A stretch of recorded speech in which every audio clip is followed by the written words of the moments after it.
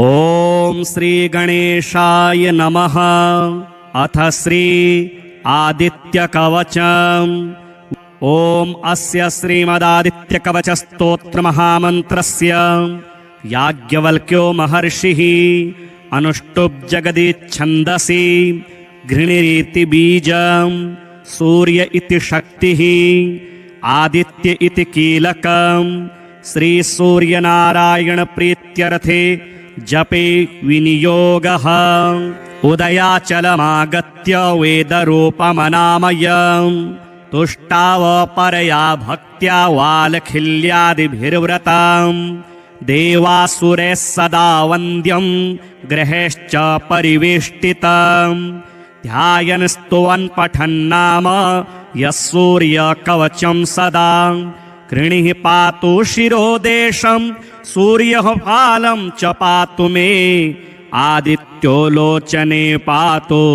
श्रुति पातु प्रभाकरः घ्राणं पातु सदा भानुः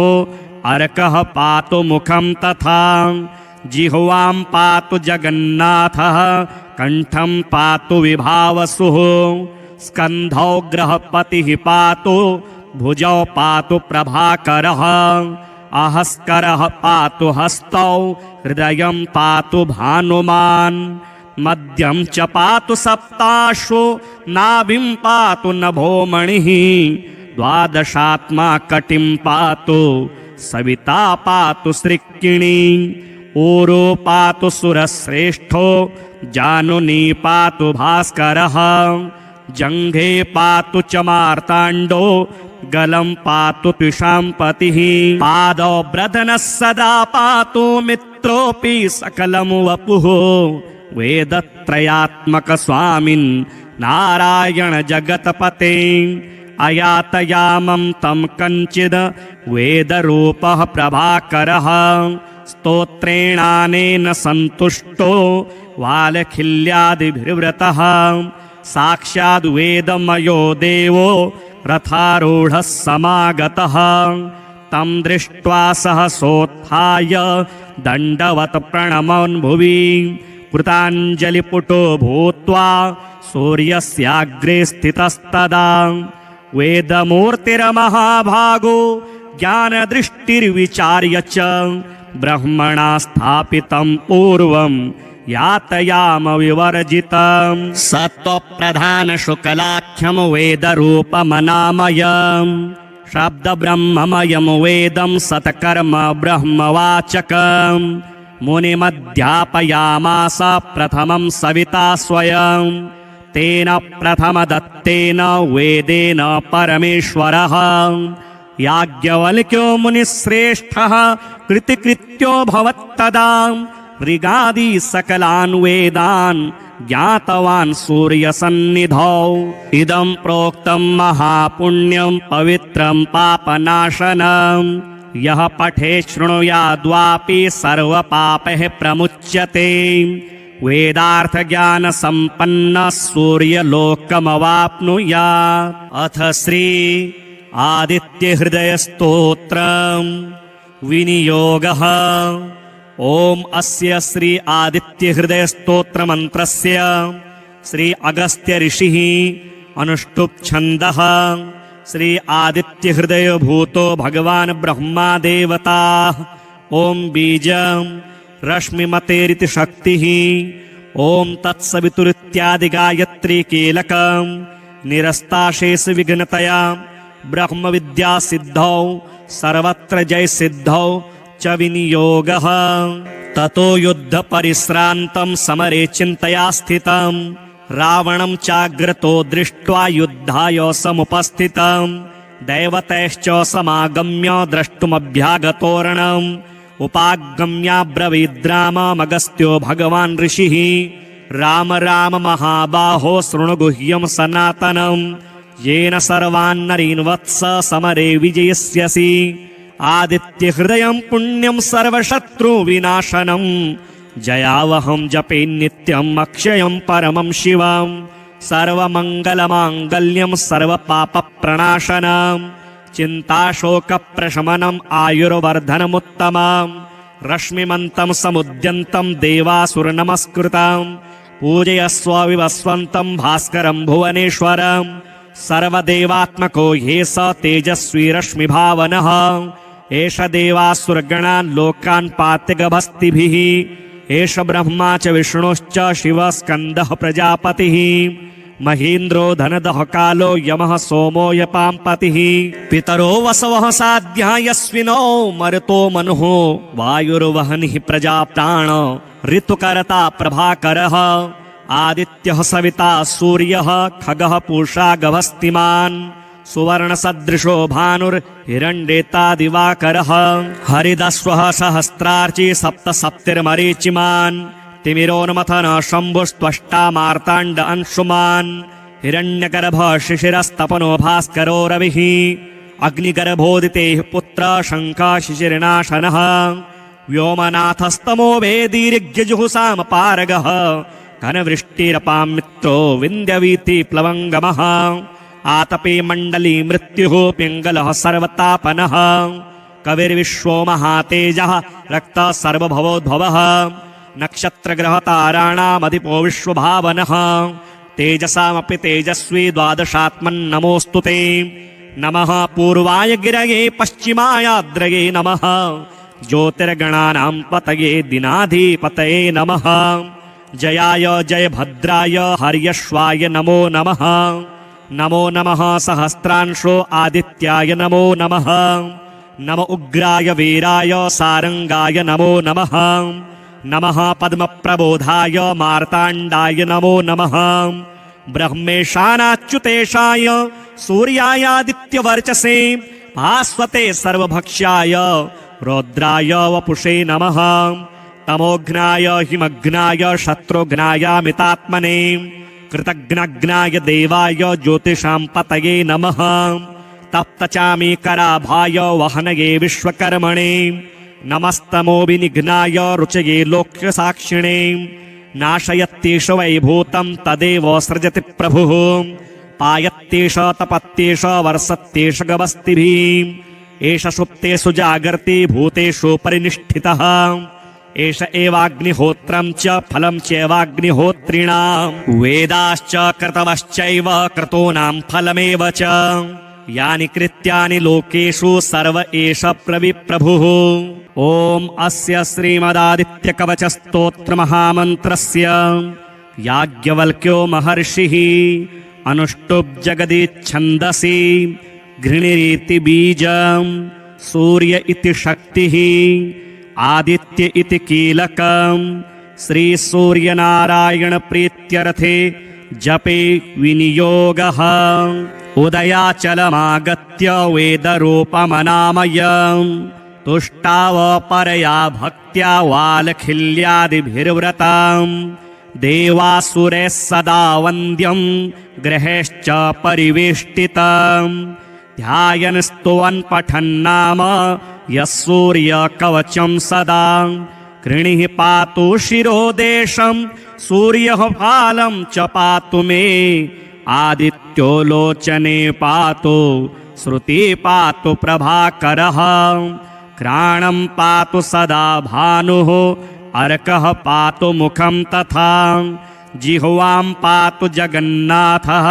कण्ठं पातु विभावसुः स्कन्धौ ग्रहपतिः पातु भुजौ पातु प्रभाकरः अहस्करः पातु हस्तौ हृदयं पातु भानुमान्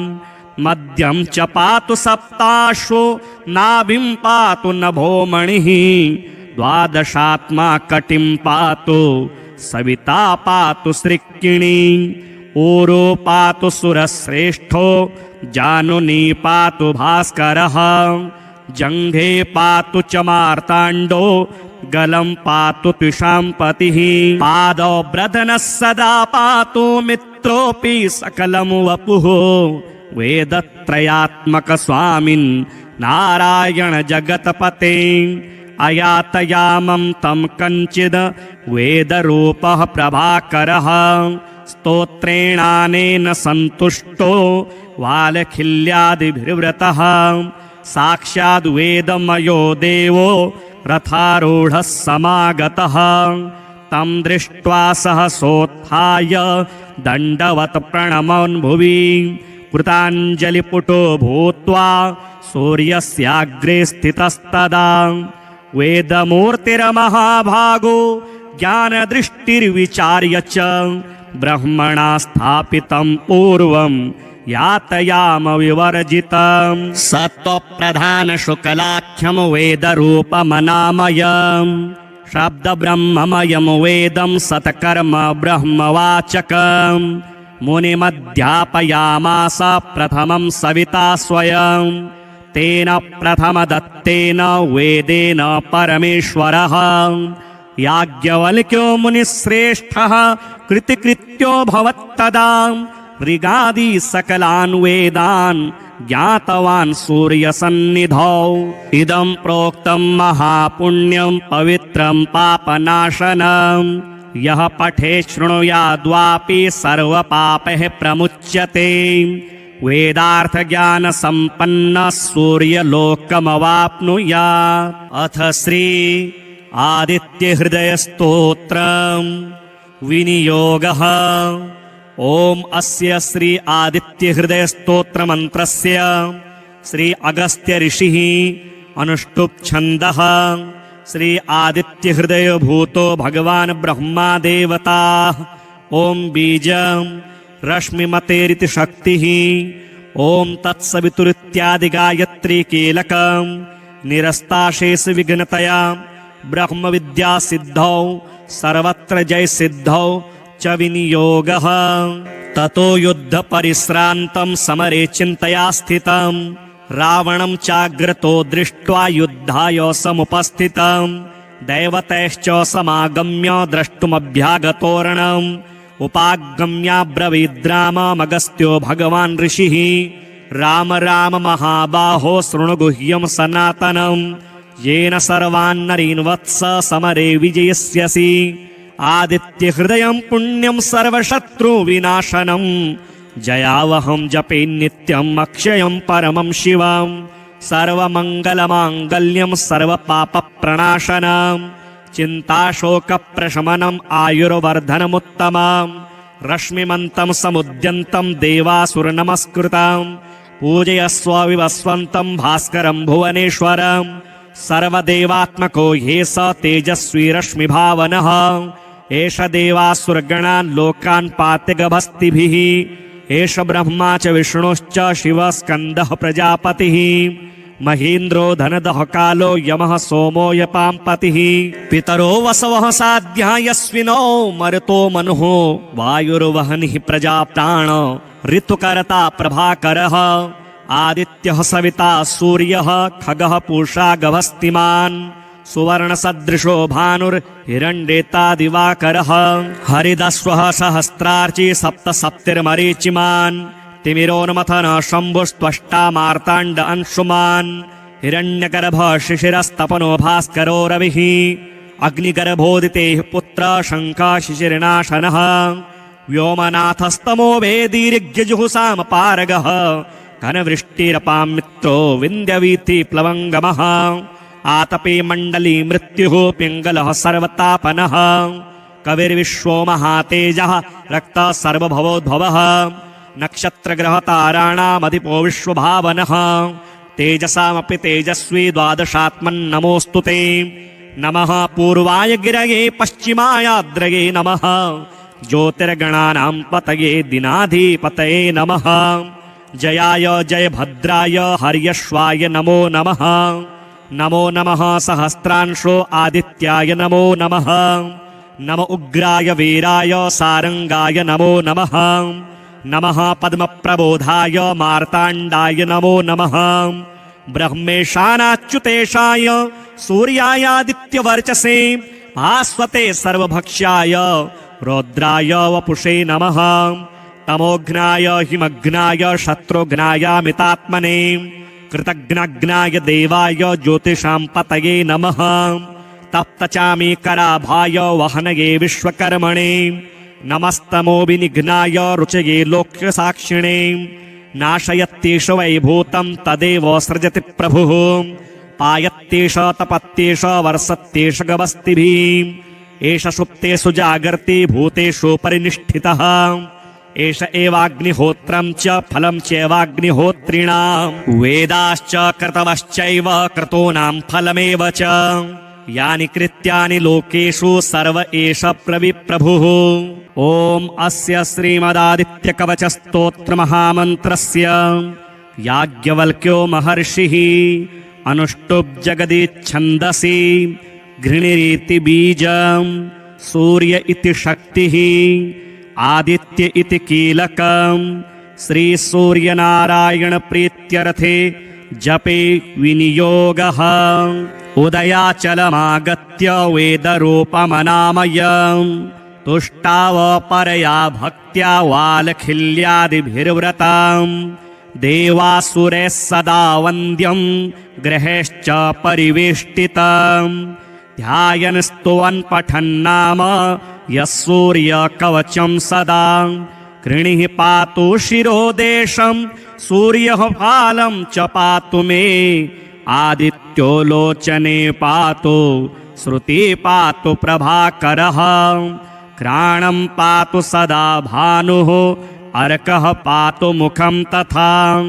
जिह्वां पातु जगन्नाथः कण्ठं पातु विभावसुः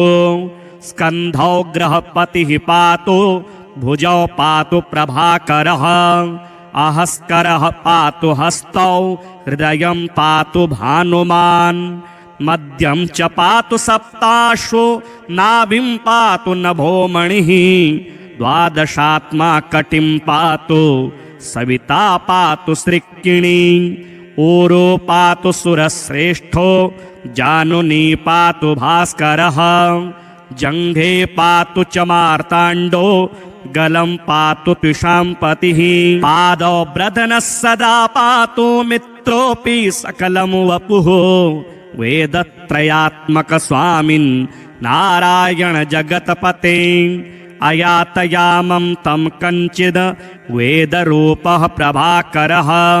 स्तोत्रेणानेन सन्तुष्टो वालखिल्यादिभिर्व्रतः साक्षाद् वेदमयो देवो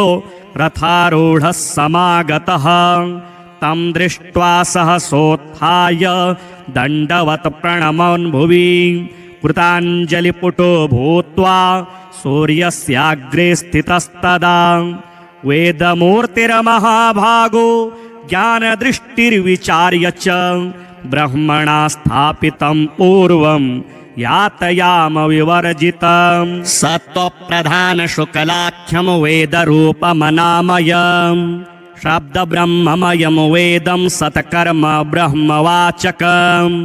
मुनिमध्यापयामास प्रथमं सविता स्वयं तेन प्रथमदत्तेन वेदेन परमेश्वरः याज्ञवल्क्यो मुनिश्रेष्ठः कृतिकृत्यो भवत्तदा ऋगादि सकलान् वेदान् ज्ञातवान् सूर्यसन्निधौ इदं प्रोक्तं महापुण्यं पवित्रं पापनाशनं यः पठे शृणुयाद्वापि सर्वपापैः प्रमुच्यते वेदार्थज्ञानसम्पन्नः सूर्यलोकमवाप्नुयात्। अथ श्री आदित्यहृदयस्तोत्रं विनियोगः। ॐ अस्य श्री आदित्यहृदयस्तोत्रमन्त्रस्य श्री अगस्त्य ऋषिः अनुष्टुप् छन्दः श्री आदित्यहृदयभूतो भगवान् ब्रह्मा देवता। ॐ बीजं रश्मिमतेरिति शक्तिः। ॐ तत्सवितुरित्यादिगायत्री कीलकं निरस्ताशेष विघ्नतया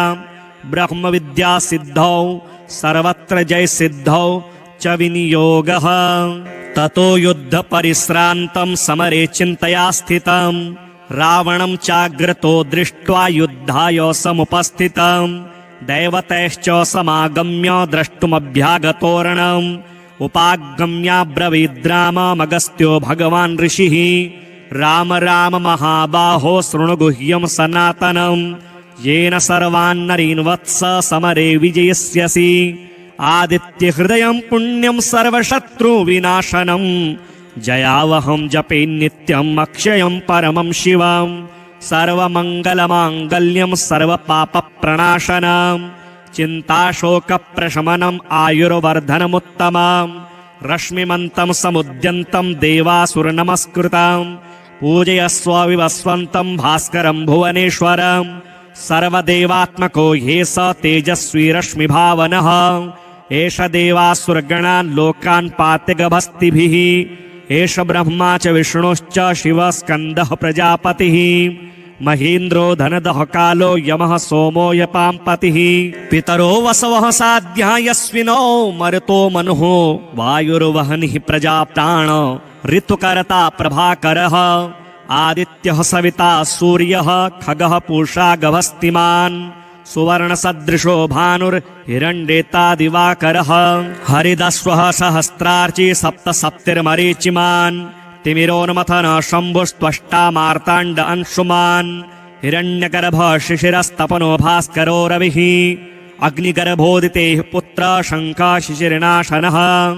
व्योमनाथस्तमो वेदीर्घ्यजुहुसामपारगः घनवृष्टिरपां मित्रो विन्द्यवीथि प्लवङ्गमः आतपे मण्डली मृत्युः पिङ्गलः सर्वतापनः कविर्विश्वो महातेजः रक्तः सर्वभवोद्भवः नक्षत्रग्रहताराणामधिपो विश्वभावनः तेजसामपि तेजस्वी द्वादशात्मन्नमोऽस्तु ते नमः पूर्वाय गिरये पश्चिमायाद्रये नमः ज्योतिर्गणानां पतये दिनाधिपतये नमः जयाय जयभद्राय हर्यश्वाय नमो नमः नमो नमः सहस्रांशो आदित्याय नमो नमः नम उग्राय वीराय सारंगाय नमो नमः नमः पद्मप्रबोधाय मार्ताण्डाय नमो नमः ब्रह्मेशानाच्युतेशाय सूर्यायादित्यवर्चसे भास्वते सर्वभक्ष्याय रौद्राय वपुषे नमः तमोघ्नाय हिमघ्नाय शत्रुघ्नायामितात्मने कृतघ्नघ्नाय देवाय ज्योतिषां पतये नमः तप्तचामीकराभाय वहनये विश्वकर्मणे नमस्तमोविनिघ्नाय रुचये लोक्यसाक्षिणे नाशयत्येष वैभूतं तदेव सृजति प्रभुः पायत्येष तपत्येष वर्षत्येष गवस्तिभिः एष सुप्तेषु जागर्ति भूतेषु परिनिष्ठितः एष एवाग्निहोत्रं च फलं चैवाग्निहोत्रिणां वेदाश्च क्रतवश्चैव क्रतूनां फलमेव च यानि कृत्यानि लोकेषु सर्व एष प्रविप्रभुः ॐ अस्य श्रीमदादित्यकवचस्तोत्रमहामन्त्रस्य याज्ञवल्क्यो महर्षिः अनुष्टुप् जगदिच्छन्दसि घृणिरिति बीजं सूर्य इति शक्तिः आदित्य इति कीलकं श्रीसूर्यनारायणप्रीत्यर्थे जपे विनियोगः उदयाचलमागत्य वेदरूपमनामयं तुष्टावपरया भक्त्या वालखिल्यादिभिर्व्रतं देवासुरैः सदा वन्द्यं ग्रहेश्च परिवेष्टितं ध्यायन् स्तुवन् पठन्नाम यः सूर्यकवचं सदा कृणिः पातु शिरोदेशं सूर्यः फालं च पातु मे आदित्यो लोचने पातु श्रुति पातु प्रभाकरः घ्राणं पातु सदा भानुः अर्कः पातु मुखं तथा जिह्वां पातु जगन्नाथः कण्ठं पातु विभावसुः स्कन्धौ ग्रहपतिः पातु भुजौ पातु प्रभाकरः अहस्करः पातु हस्तौ हृदयं पातु भानुमान् मध्यं च पातु सप्ताशो नाभिं पातु नभोमणिः द्वादशात्मा कटिं पातु सविता पातु सृक्किणी ऊरो पातु सुरश्रेष्ठो जानुनी पातु भास्करः जङ्घे पातु च मार्ताण्डो गलं पातु त्विषाम्पतिः पादौ ब्रदनः सदा पातु मित्रोऽपि सकलं वपुः वेदत्रयात्मक स्वामिन् नारायण जगत्पते अयातयामं तं कञ्चिद् वेदरूपः प्रभाकरः स्तोत्रेणानेन सन्तुष्टो वालखिल्यादिभिर्व्रतः साक्षाद्वेदमयो देवो रथारूढः समागतः तं दृष्ट्वा सहसोत्थाय दण्डवत् प्रणमन्भुवि कृताञ्जलिपुटो भूत्वा सूर्यस्याग्रे स्थितस्तदा वेदमूर्तिर्महाभागो ज्ञानदृष्टिर्विचार्य च ब्रह्मणा स्थापितं पूर्वं यातयाम विवर्जितं सत्त्वप्रधानशुक्लाख्यं वेदरूपमनामयम् शब्दब्रह्ममयं वेदं सत्कर्म ब्रह्मवाचकम् मुनिमध्यापयामास प्रथमं सविता स्वयं तेन प्रथमदत्तेन वेदेन परमेश्वरः याज्ञवल्क्यो मुनिश्रेष्ठः कृतिकृत्यो भवत्तदा ऋगादि सकलान् वेदान् ज्ञातवान् सूर्यसन्निधौ इदं प्रोक्तं महापुण्यं पवित्रं पापनाशनं यः पठे शृणुयाद्वापि सर्वपापैः प्रमुच्यते वेदार्थज्ञानसम्पन्नः सूर्यलोकमवाप्नुयात् अथ श्री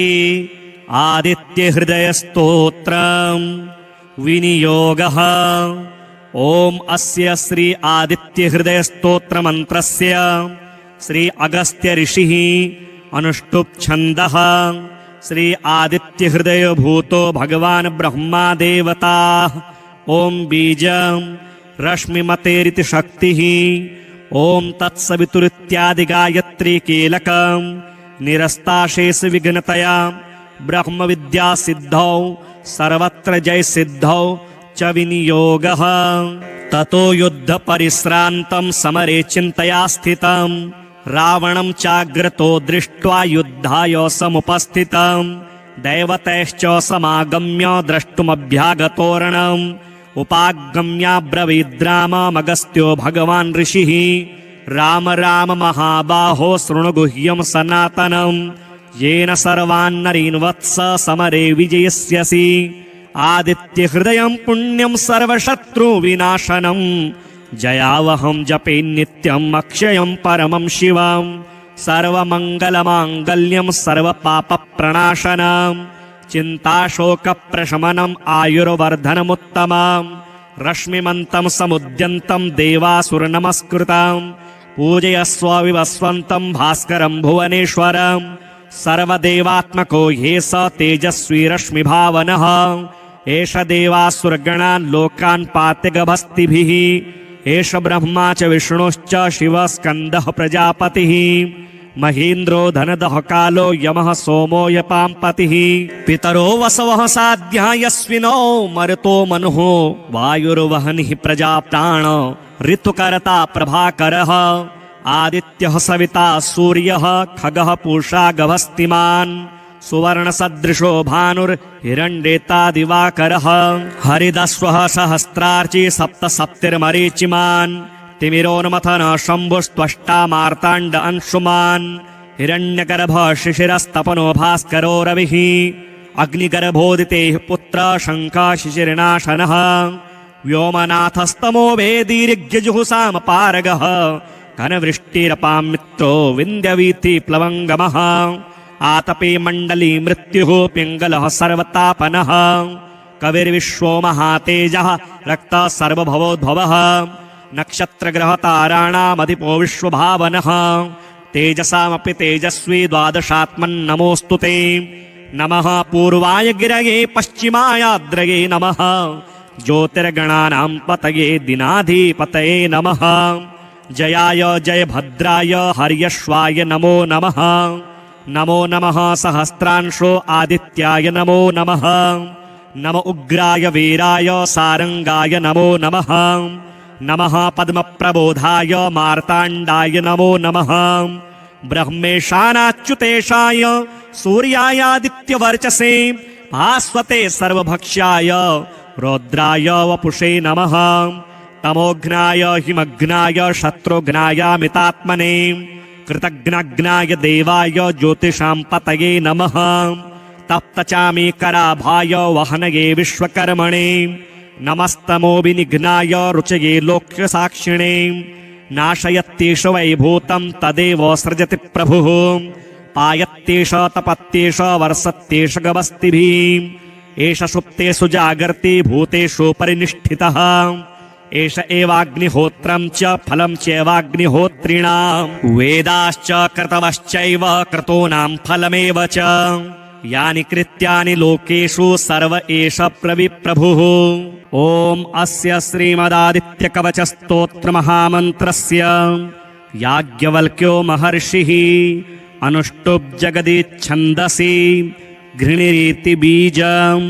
सूर्य इति शक्तिः आदित्य इति कीलकं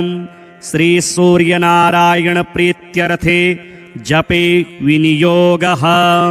उदयाचलमागत्य वेदरूपमनामयं तुष्टावपरया भक्त्या वालखिल्यादिभिर्व्रतं देवासुरैः सदा वन्द्यं ग्रहेश्च परिवेष्टितं ध्यायन् स्तुवन् पठन्नाम यः सूर्यकवचं सदा कृणिः पातु शिरोदेशं सूर्यः फालं च पातु मे आदित्यो लोचने पातु श्रुति पातु प्रभाकरः घ्राणं पातु सदा भानुः अर्कः पातु मुखं तथा जिह्वां पातु जगन्नाथः कण्ठं पातु विभावसुः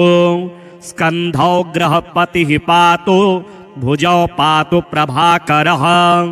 अहस्करः पातु हस्तौ हृदयं पातु भानुमान् मध्यं च पातु सप्ताश्वो नाभिं पातु नभोमणिः द्वादशात्मा कटिं पातु सविता पातु सृक्किणी ऊरो पातु सुरश्रेष्ठो जानुनी पातु भास्करः जङ्घे पातु च मार्ताण्डो गलं पातु पिशाम्पतिः पादौ ब्रदनः सदा पातु मित्रोऽपि सकलं वपुः वेदत्रयात्मक स्वामिन् नारायण जगत्पते अयातयामं तं कञ्चिद् वेदरूपः प्रभाकरः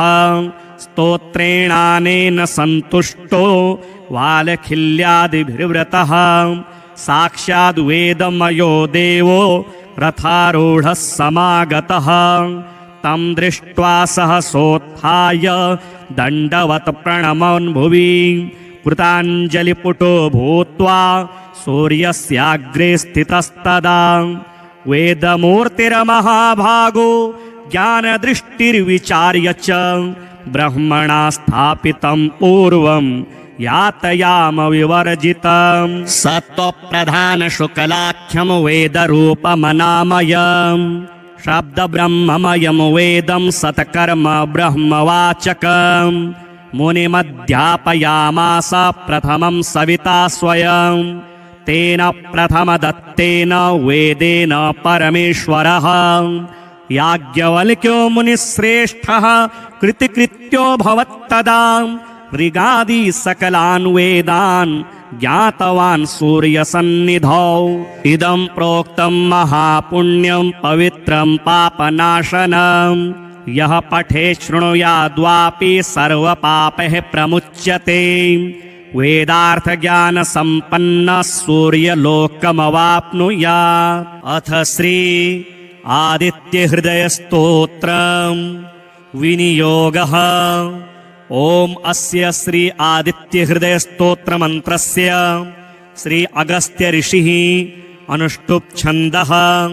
श्री आदित्यहृदयभूतो भगवान् ब्रह्मा देवता। ॐ बीजं रश्मिमतेरिति शक्तिः। ॐ तत्सवितुरित्यादिगायत्री कीलकं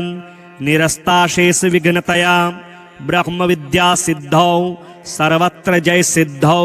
च विनियोगः। ततो युद्धपरिश्रान्तं समरे चिन्तया स्थितं रावणं चाग्रतो दृष्ट्वा युद्धाय समुपस्थितं दैवतैश्च समागम्य द्रष्टुमभ्यागतोरणम् उपागम्याब्रवीद्राममगस्त्यो भगवान् ऋषिः राम राम महाबाहो शृणु गुह्यं सनातनं येन सर्वान्नरीन् वत्स समरे विजयस्यसि आदित्यहृदयं पुण्यं सर्वशत्रुविनाशनं जयावहं जपे नित्यम् अक्षयं परमं शिवं सर्वमङ्गलमाङ्गल्यं सर्वपापप्रणाशनं चिन्ताशोकप्रशमनम् आयुर्वर्धनमुत्तमम् रश्मिमन्तं समुद्यन्तं देवासुरनमस्कृतं पूजयस्व विवस्वन्तं भास्करं भुवनेश्वरं सर्वदेवात्मको ह्ये स तेजस्वी रश्मिभावनः एष देवासुरगणान् लोकान् पाति गभस्तिभिः एष ब्रह्मा च विष्णुश्च शिवः स्कन्दः प्रजापतिः महेन्द्रो धनदः कालो यमः सोमो यपाम्पतिः पितरो वसवः साध्या यस्विनो मरुतो मनुः वायुर्वहनिः प्रजाप्राण ऋतुकर्ता प्रभाकरः आदित्यः सविता सूर्यः खगः पूषा गभस्तिमान् सुवर्णसदृशो भानुर्हिरण्येता दिवाकरः हरिदस्वः सहस्रार्ची सप्तसप्तिर्मरीचिमान् तिमिरोन्मथन शम्भुस्त्वष्टा मार्ताण्ड अंशुमान् हिरण्यगर्भ शिशिरस्तपनो भास्करो रविः अग्निगर्भोदितेः पुत्र शङ्खः शिशिरनाशनः व्योमनाथस्तमो वेदीर्घ्यजुहुसामपारगः घनवृष्टिरपां मित्रो विन्द्यवीथि प्लवङ्गमः आतपे मण्डली मृत्युः पिङ्गलः सर्वतापनः कविर्विश्वो महातेजः रक्तः सर्वभवोद्भवः नक्षत्रग्रहताराणामधिपो विश्वभावनः तेजसामपि तेजस्वी द्वादशात्मन्नमोऽस्तु ते नमः पूर्वाय गिरये पश्चिमायाद्रये नमः ज्योतिर्गणानां पतये दिनाधिपतये नमः जयाय जयभद्राय हर्यश्वाय नमो नमः नमो नमः सहस्रांशो आदित्याय नमो नमः नम उग्राय वीराय सारंगाय नमो नमः नमः पद्मप्रबोधाय मार्ताण्डाय नमो नमः ब्रह्मेशानाच्युतेशाय सूर्यायादित्यवर्चसे भास्वते सर्वभक्ष्याय रौद्राय वपुषे नमः तमोघ्नाय हिमघ्नाय शत्रुघ्नायामितात्मने कृतघ्नघ्नाय देवाय ज्योतिषां पतये नमः तप्तचामीकराभाय वहनये विश्वकर्मणे नमस्तमोविनिघ्नाय रुचये लोक्यसाक्षिणे नाशयत्येष वैभूतं तदेव सृजति प्रभुः पायत्येष तपत्येष वर्षत्येष गवस्तिभिः एष सुप्तेषु जागर्ति भूतेषु परिनिष्ठितः एष एवाग्निहोत्रं च फलं चैवाग्निहोत्रिणां वेदाश्च क्रतवश्चैव क्रतूनां फलमेव च यानि कृत्यानि लोकेषु सर्व एष प्रविप्रभुः ॐ अस्य श्रीमदादित्यकवचस्तोत्रमहामन्त्रस्य याज्ञवल्क्यो महर्षिः अनुष्टुप् जगदिच्छन्दसि घृणिरिति बीजं सूर्य इति शक्तिः आदित्य इति कीलकं श्रीसूर्यनारायणप्रीत्यर्थे जपे विनियोगः उदयाचलमागत्य वेदरूपमनामयं तुष्टावपरया भक्त्या वालखिल्यादिभिर्व्रतं देवासुरैः सदा वन्द्यं ग्रहेश्च परिवेष्टितं ध्यायन् स्तुवन् पठन्नाम यः सूर्यकवचं सदा कृणिः पातु शिरोदेशं सूर्यः फालं च पातु मे आदित्यो लोचने पातु श्रुति पातु प्रभाकरः घ्राणं पातु सदा भानुः अर्कः पातु मुखं तथा जिह्वां पातु जगन्नाथः कण्ठं पातु विभावसुः स्कन्धौ ग्रहपतिः पातु भुजौ पातु प्रभाकरः अहस्करः पातु हस्तौ हृदयं पातु भानुमान् मध्यं च पातु सप्ताशु नाभिं पातु नभोमणिः द्वादशात्मा कटिं पातु सविता पातु सृक्किणी ऊरो पातु सुरश्रेष्ठो जानुनी पातु भास्करः जङ्घे पातु च मार्ताण्डो गलं पातु त्विषाम्पतिः पादौ ब्रधनः सदा पातु मित्रोऽपि सकलं वपुः वेदत्रयात्मकस्वामिन् नारायण जगत्पते अयातयामं तं कञ्चिद् वेदरूपः प्रभाकरः स्तोत्रेणानेन सन्तुष्टो वालखिल्यादिभिर्व्रतः साक्षाद् वेदमयो देवो रथारूढः समागतः तं दृष्ट्वा सहसोत्थाय दण्डवत् प्रणमन्भुवि कृताञ्जलिपुटो भूत्वा सूर्यस्याग्रे स्थितस्तदा वेदमूर्तिर्महाभागो ज्ञानदृष्टिर्विचार्य च ब्रह्मणा स्थापितं पूर्वं यातयाम विवर्जितं सत्त्वप्रधानशुक्लाख्यं वेदरूपमनामयम् शब्दब्रह्ममयं वेदं सत्कर्म ब्रह्मवाचकम् मुनिमध्यापयामास प्रथमं सविता स्वयं तेन प्रथमदत्तेन वेदेन परमेश्वरः याज्ञवल्क्यो मुनिश्रेष्ठः कृतिकृत्यो भवत्तदा ऋगादि सकलान् वेदान् ज्ञातवान् सूर्यसन्निधौ इदं प्रोक्तं महापुण्यं पवित्रं पापनाशनं यः पठे शृणुयाद्वापि सर्वपापैः प्रमुच्यते वेदार्थज्ञानसम्पन्नः सूर्यलोकमवाप्नुयात् अथ श्री आदित्यहृदयस्तोत्रं विनियोगः ॐ अस्य श्री आदित्यहृदयस्तोत्रमन्त्रस्य श्री अगस्त्य ऋषिः अनुष्टुप् छन्दः श्री आदित्यहृदयभूतो भगवान् ब्रह्मा देवता ॐ बीजं रश्मिमतेरिति शक्तिः ॐ तत्सवितुरित्यादिगायत्री कीलकं निरस्ताशेष विघ्नतया ब्रह्मविद्यासिद्धौ सर्वत्र जयसिद्धौ च विनियोगः ततो युद्धपरिश्रान्तं समरे चिन्तया स्थितं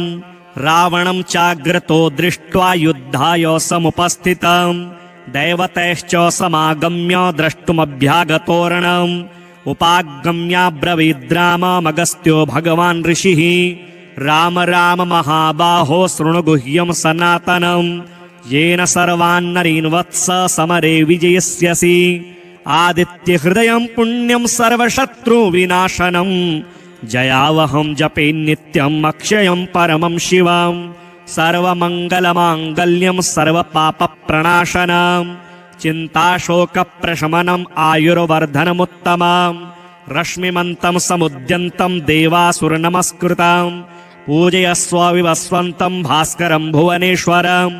सर्वदेवात्मको ह्ये स तेजस्वी रश्मिभावनः एष देवासुरगणान् लोकान् पात्यगभस्तिभिः एष ब्रह्मा च विष्णुश्च शिवः स्कन्दः प्रजापतिः महेन्द्रो धनदः कालो यमः सोमो यपाम्पतिः पितरो वसवः साध्या यस्विनो मरुतो मनुः वायुर्वहनिः प्रजाप्राण ऋतुकर्ता प्रभाकरः आदित्यः सविता सूर्यः खगः पूषा गभस्तिमान्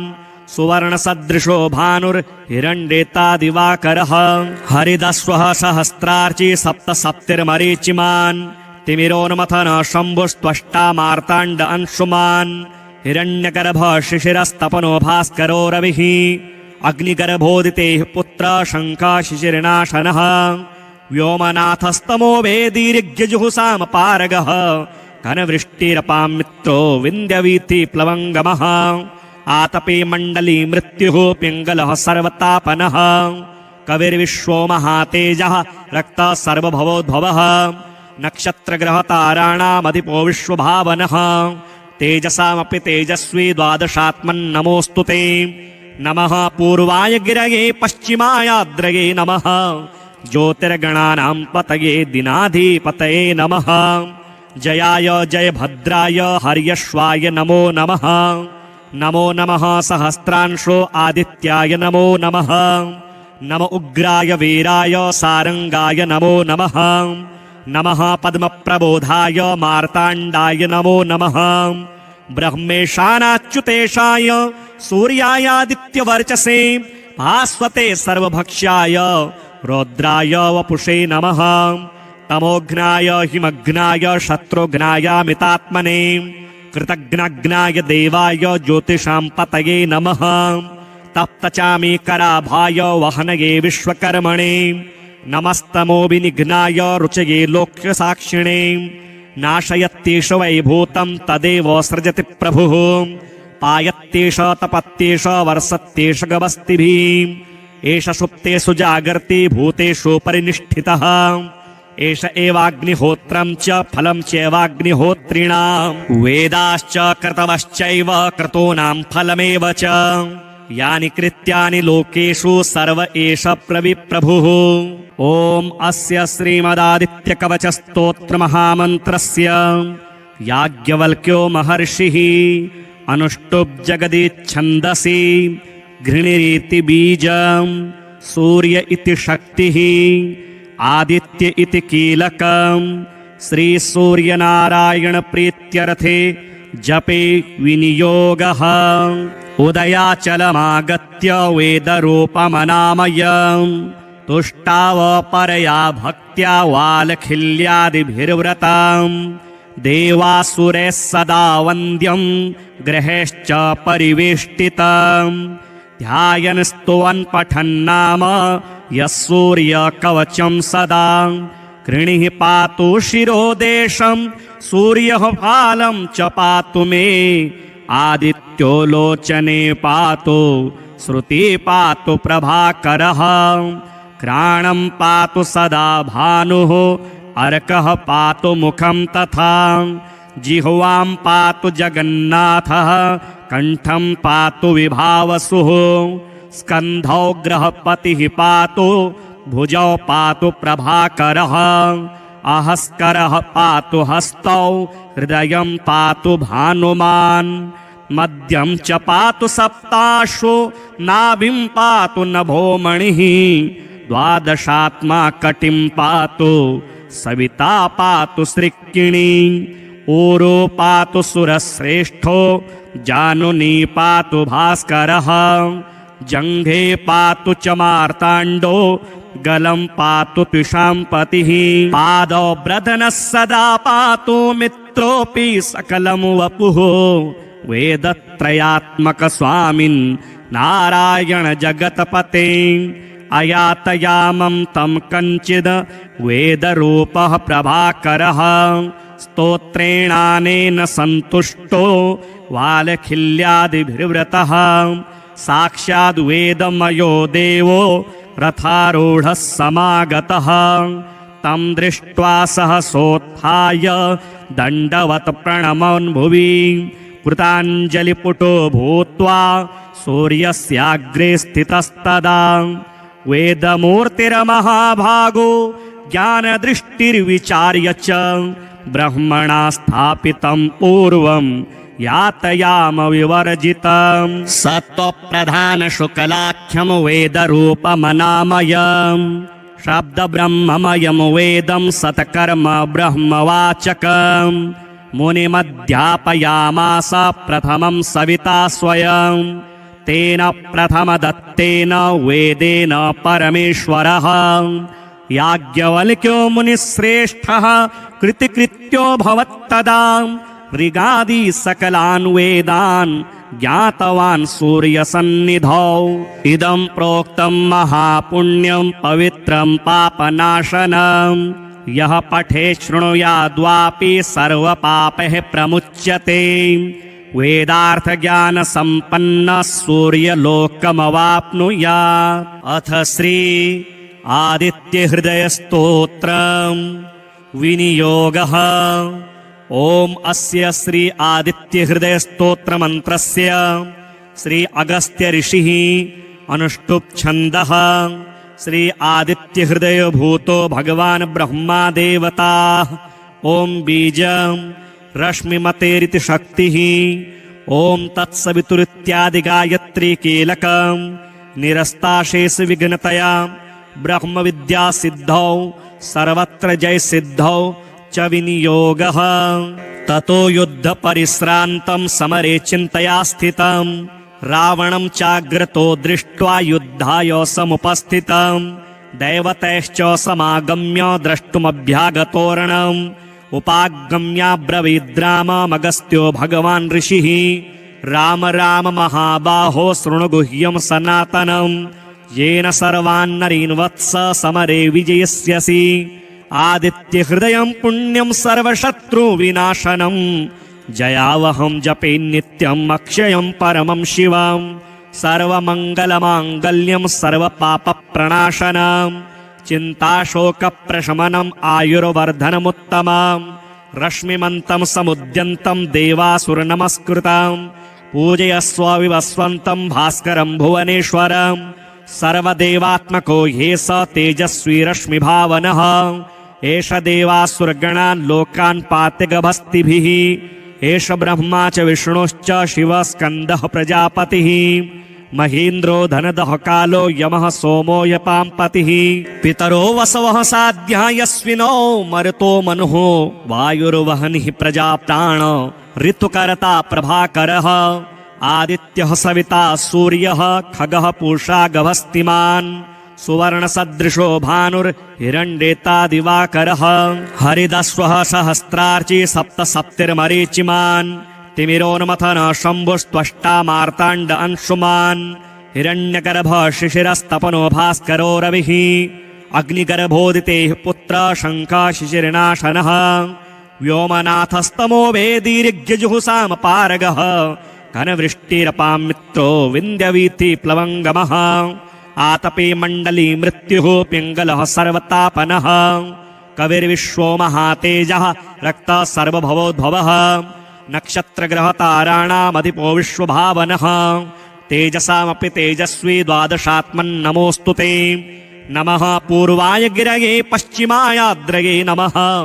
ज्योतिर्गणानां पतये दिनाधिपतये नमः जयाय जयभद्राय हर्यश्वाय नमो नमः नमो नमः सहस्रांशो आदित्याय नमो नमः